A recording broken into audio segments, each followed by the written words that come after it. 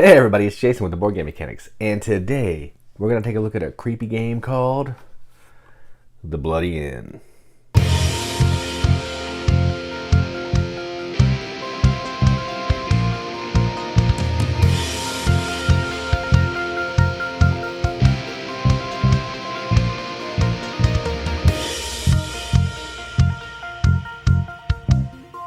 The Bloody Inn is a 1 to 4 player game from Pearl Games. Plays 45 to 60 minutes depending on the number of players. That's always the caveat. And what you're doing in this is you are taking on the role of an inn owner. You're trying to get people to come into your inn because you want to kill them. That's why it's called the Bloody Inn.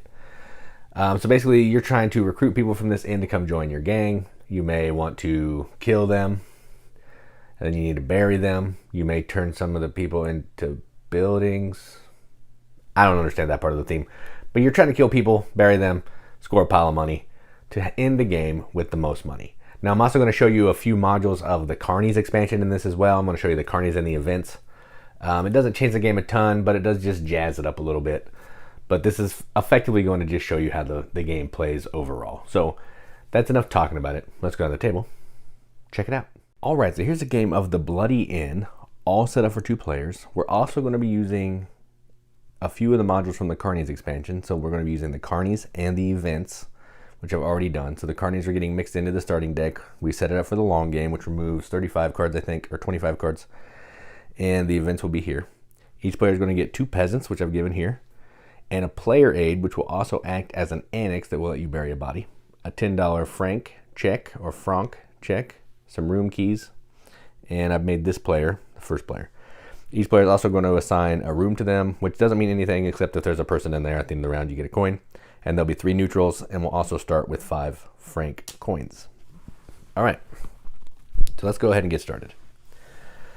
So the way this game works is it's going to take place over a day, a night phase, and I think there's one more phase. But what's going to happen is people are going to come into the inn. We're going to take some actions to try to bribe them, kill them, bury them, all that kind of thing. And then they're going to leave, and we're going to keep doing it over and over. There might be some police that investigate and all that kind of thing. So first thing we're going to do is we're going to bring guests into the inn. Now, this is a carny.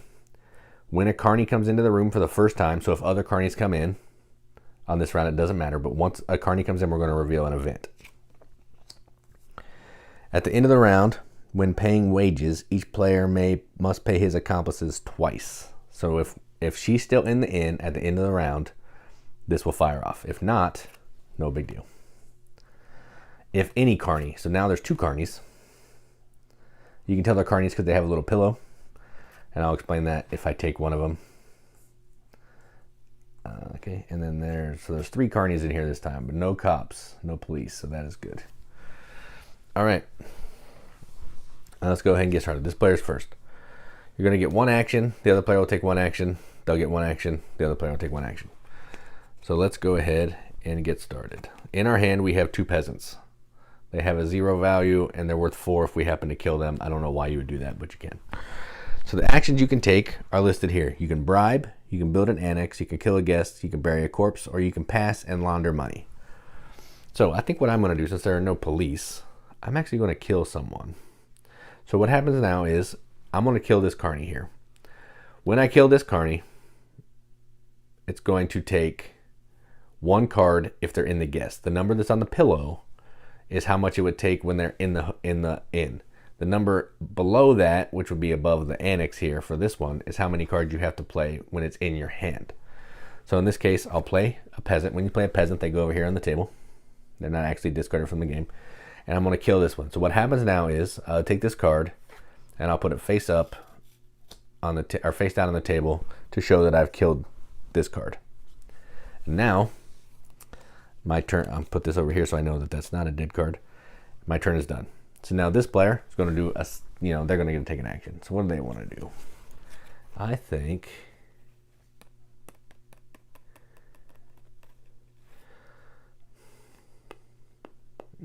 tricky. All right, I think I'm actually going to play 0, and I'm going to take this card into my hand. So I'm bribing this card. It costs 0 because there's a 0 there. So the card's now in my hand. All right, and the cards that are not dead are to be sideways just so we keep them straight.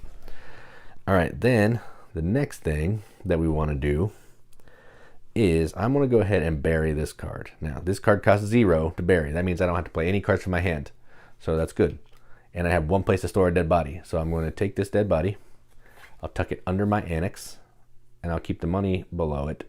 And I get 10 francs up here on the board. It's not officially my money yet.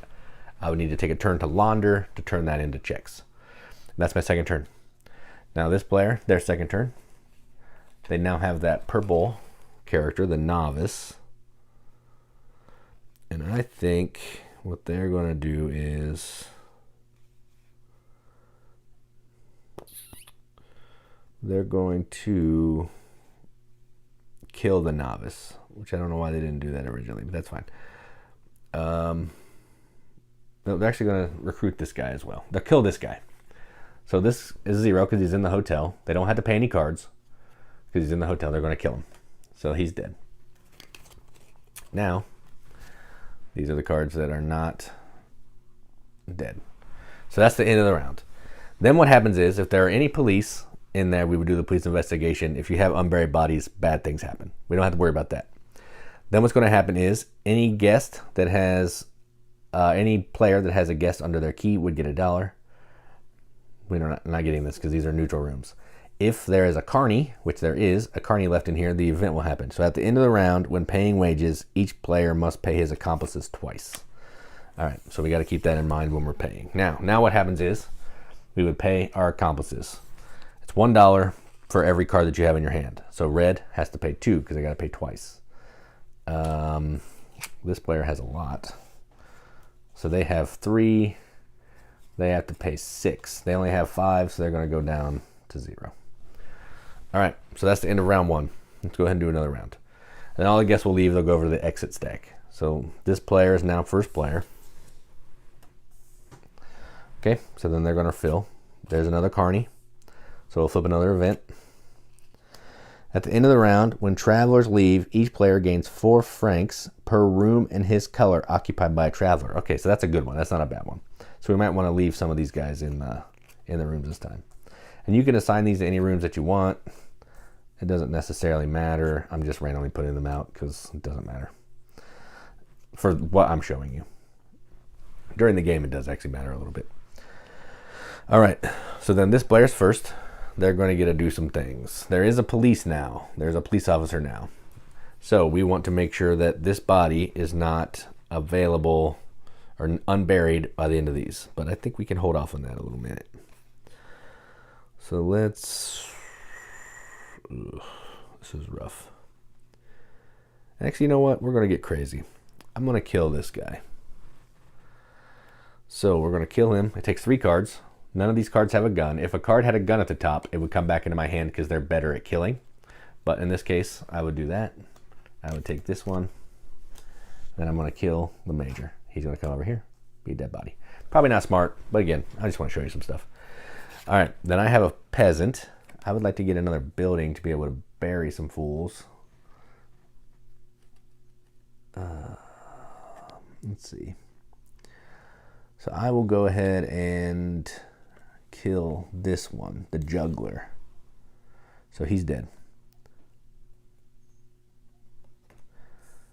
All right, dead. Back to this player. They want to bury, but they need to get some peasants first, so they're going to take 2 peasants. When you, as a bribe action, you can take 2 peasants off this table for free, and that's what they're going to do, because they're both 0s.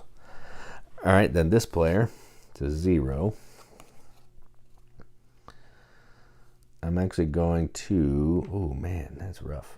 I'll pay this peasant, and I'm going to bribe this guy to come into my hand. And he will be, if I build him as an annex, he'll give me a special ability, and he'll let me have room to bury this character. All right, so he's in my hand. All right, so now that's both of our actions. Now what's going to happen is if you have character in your room, you're going to get money. So the event is, and there's 2 carnies left, so this will fire off. At the end of the round, when travelers leave, each player gains 4 francs per room, so I'll get 4. Green doesn't have any. All right, so that's gone. Then these will go away. Then we have to pay wages. It's just a normal 1 again. I have 1. They have 2, but they're at 0. So I have to pay 1. Okay. And that is round number 2. Let's do one more. Why not? So this player's first player now. Then we will put him in the rooms. Ooh, I don't want that guy. I'll put this one here. This one here. Ooh, maybe no carnies this round. Nope, no carnies this round. So no event. All right, just a standard round. All right. So that's my turn. I'm going to take, there's no police, so no one's going to get killed this time. Or get taken away. I'm going to use this guy to bribe, and I'll bribe this guy to come into my hand. Because he can hold a body, and I want to use that. So now I have 2 cards in my hand. This card will come back because he has the money, which is the bribe icon, so I don't have to discard him. Now it's this player's turn. They need to bury, so they're going to bury this one. It costs 2 cards. They have 2 peasants. So they will bury this one. They need to get some money. That's the only reason they're burying. Because there's no police, so it doesn't really matter right now. So they will get 14 coins for that. And one thing that you can do, if someone has a building that can hold a body, you can bury in their building, and you have to split the money with them. So I could have buried one of my bodies over there and split the money with them, but I don't want to do that. So that's that. Back to me. I am going to build an annex, and I will pay 1 for this to build this annex here. And this card goes out of the game, or at the exit stack, and then from now on, play 1 accomplice fewer to perform the build an annex. So that's my second action. Their second action is going to be to take 2 peasants. All right, so now, at the end of the round, you're going to get a coin for every guy or person you have in your hotel, your room. Then these are going to go away. There's no cops, so nobody's going to get busted. Then we have to pay our wages. I don't have any to pay. They have 2 peasants. And that is that. And that's how the game's going to keep going. Once this stack is empty, you're going to reshuffle the exit stack, flip the face up, and you're going to play through the stack one more time. And then at the end of that, whoever has the most money is the winner. Should police show up, they'll make you discard any dead bodies that you have, and it's 10 checks per each one. And if you can't pay from checks, you can pay from coins. And that's effectively it. So everything I showed you is mostly the game except for a police investigation. That just didn't happen to come up. So that is how you play the Bloody Inn with the carnies and the events. Let's go to the top, see what we think about it. All right, well, that was the Bloody Inn with 2 carnies modules. Yeah, this game is fantastic. We bought this game after watching Rado play it or something. I'm not 100% sure how we found this. Maybe we just saw the art and thought it was bizarre and the theme sounded interesting and we purchased it. Either way, I'm glad that we did because the theme is crazy. It's bizarre. There's no other game about running a hotel trying to kill people, bury them under buildings to end the game with the most money. Yes, it's a dark theme, but it's silly. The art is silly and like cartoony, kind of Edward Gorey-esque, that kind of thing. It's a dark theme, but it doesn't really come across in the game that much. You're basically just using cards to get other cards to eventually get them under some buildings to score a pile of money. That's effectively the game. The carnies add a little bit, like I showed you the events, which are pretty neat. If there's carnies left in the Bloody Inn, some bad stuff or good stuff could happen. One thing I didn't show you, some of the carnies have different special abilities when they get buried. So there's some sisters. If you bury them, they have to be buried in a building that can hold 2 bodies because they're sisters and they like to go everywhere together. There's a dwarf, I think, or I'm not exactly sure what the character is, but he's a small person. And when he gets buried, you turn him sideways because someone else can get buried in there with him because he's little. There's also some trailers, which I didn't also show you in the Carnies expansion. If there's a trailer, you can build the trailer next to the inn board, put one of your key tokens on it, and it's basically going to let another guest come into the inn and give you more opportunities to score some money, more people to kill, that kind of thing. So yeah, it adds a little bit, but it doesn't like break the game a ton. It just gives it a little bit more variety, in my opinion. This is a fantastic game. I've played it at 2 and 3. I've even done a solo game, I think, a couple times. I don't love the solo game. I'm not huge on solo games that are not just solo games. So like if there's a single player variant, most of the time it's just beat your own score or that kind of thing. I just don't like that as much.